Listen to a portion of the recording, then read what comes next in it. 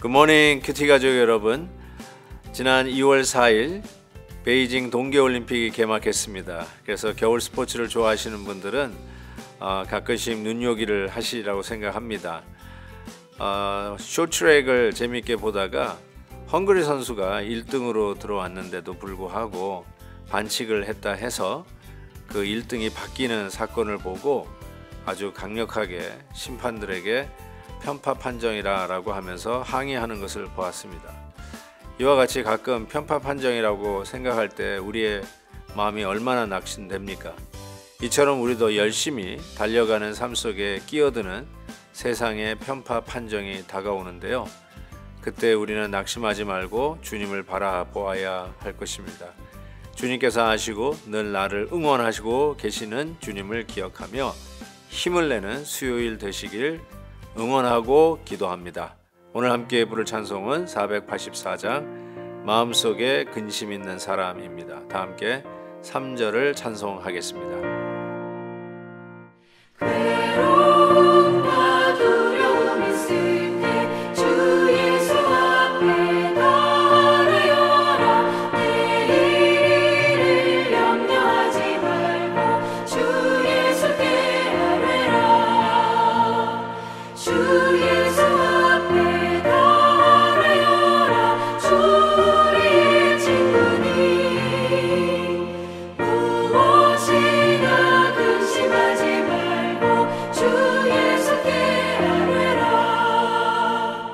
아멘. 오늘 묵상할 말씀은 마가복음 4장 1절에서 20절입니다.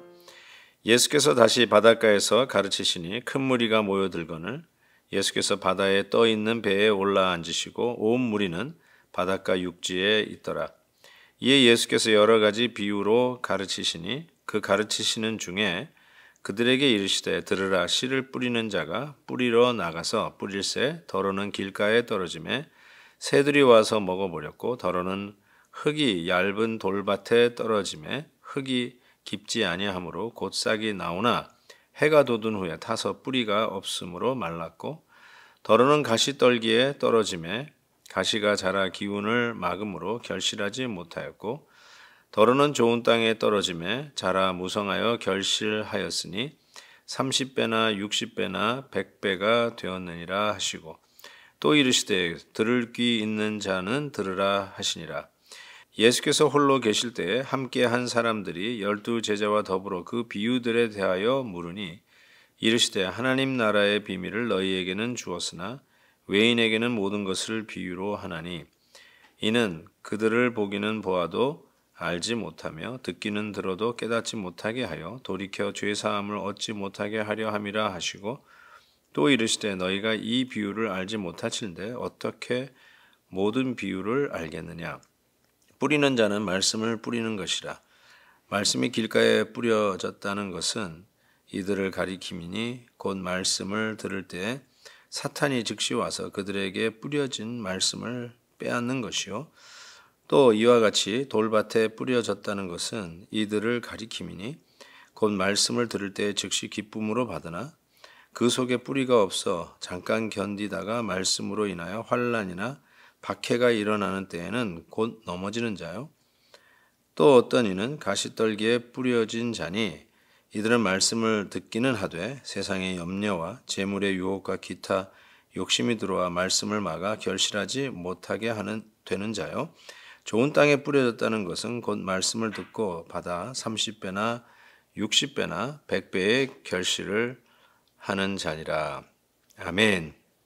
오늘 말씀은 정확하게 말씀을 듣는 사람들에게 나타나는 어떤 열매 아니면 어떤 현상들을 적어놓은 비유라고 할 수 있습니다.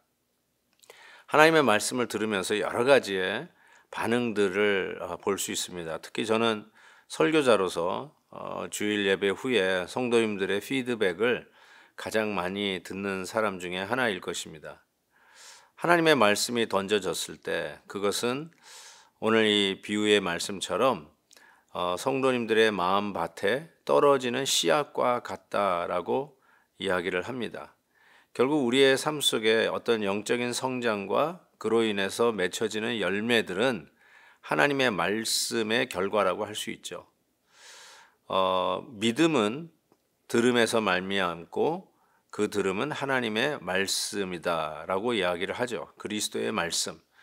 그래서 하나님의 말씀, 단순히 어떤 한 설교자의 강연이 아니라 하나님의 메시지를 들고 나온 대언자가 하나님의 말씀을 마치 이 씨 뿌리는 자처럼 씨를 뿌리는 것이죠. 오늘 주님께서 제자들에게 따로 이 씨 뿌리는 비유에 대해서 하나하나 설명해 주고 계십니다. 그러면서 말씀을 받은 자에게 나타나는 네 가지의 현상을 아주 시기적절하게, 그리고 이 말씀을 듣는 그 당시 사람들에게 딱 알맞는 적용을 하는 것을 봅니다. 첫 번째는 하나님의 말씀이 선포되어졌을 때 그 말씀이 어떤 성도들에게는 마치 길가에 떨어진 씨앗과 같다라고 하는 것입니다. 길가라는 것을 이렇게 이야기하죠. 사탄이 즉시 와서 그 뿌려진 말씀을 빼앗는다. 마치 새가 그 뿌려진 씨앗을 그 자리에서 쪼아 먹듯이 뿌려진 씨앗을 그냥 하나님의 말씀을 사탄이 낚아채 가버리는 것이죠. 이런 경우가 아마 있지 않을까요? 주일 설교를 듣기 위해서 같이 앉아있고 또는 온라인으로 말씀을 듣는다고 화면 앞에 앉아서 듣는데 전혀 그 어떤 거 하나도 접수가 되지 않는 것이죠. 무슨 말 하는지 알아들을 수도 없고, 설교자가 워낙 지루하게 전달하는 자라면 어떤 면에서는 이해가 될 수도 있겠지만 그래도 어떤 분들은 잘 알아듣고 은혜도 받는다고 그러는데 어떤 분들에게는 전혀 접수가 안 되는 경우가 있겠죠. 그냥 말씀이 떨어지자마자 그 자리에서 사탄이 낚아채가는 현상이라고 주님이 직접 설명하십니다. 두 번째는 돌밭에 뿌려졌다라고 하는 것인데, 돌밭은 말 그대로 이렇게 흙이 깊지 않기 때문에 뿌리를 내리는 듯 하다가 돌에 치여서 결국은 자라지 못한다는 것이죠. 그래서 이것은 말씀을 들을 때 옳거니 수긍이 바로 된다는 것이죠. 심지어는 말씀을 들으면서 웃기까지 합니다. 근데 그 말씀이 정작 뿌리를 내려서 그 말씀대로 실천하며 생활하는 데까지는 이 말씀이 적용이 되지 않는 것이죠. 그것은 마치 돌밭에 뿌려진 하나님의 말씀과 같다라고 주님께서 말씀하십니다. 여러분 혹시 그런 적이 없는지요? 그냥 설교 말씀을 들을 때 재미가 있네. 어떤 이야기를 하는데 가슴 뭉클한 스토리도 있네. 이 정도까지는 들으셨던 것 같은데 결국 그것이 나의 삶의 변화와는 전혀 관계가 없는 말씀인 경우가 있죠. 믿음이 얇고 하나님의 말씀에 대한 지식이 얇고 신앙의 연륜이 얇아서 어쩌면 그 말씀이 내 삶 속에 어떻게 적용되고 변화가 일어나는지 전혀 깨닫지 못하는 상태라고 할 수 있습니다. 세 번째로는 말씀을 들을 때 가시떨기에 뿌려진 것과 같은 것을 이야기합니다. 그래서 좀 잘하는 것 같아요. 좀 모양도 있습니다. 쉽게 얘기해서 무늬가 제대로 됐어요. 그런데 열매를 못 맺어요. 왜 그런가 봤더니 예수님께서 이렇게 설명하세요.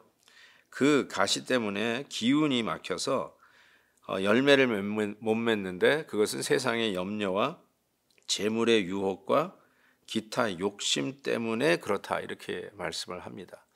하나님의 말씀을 감동 있게 받아서 실천해야 되겠다라고 생각했는데 예를 들면 지난주 말씀처럼 내가 국류를 받았으니 국류를 베푸는 자가 돼야 되겠다라고 마음을 먹었는데 막상 베풀려고 하니까 재물의 욕심이 생기는 거예요. 내가 이걸 어떻게 번 돈인데 하면서 또 인색한 마음이 생기는 거죠. 그래서 하지를 않는 거죠. 국류를 베푸는 마음이 닫히는 것이죠.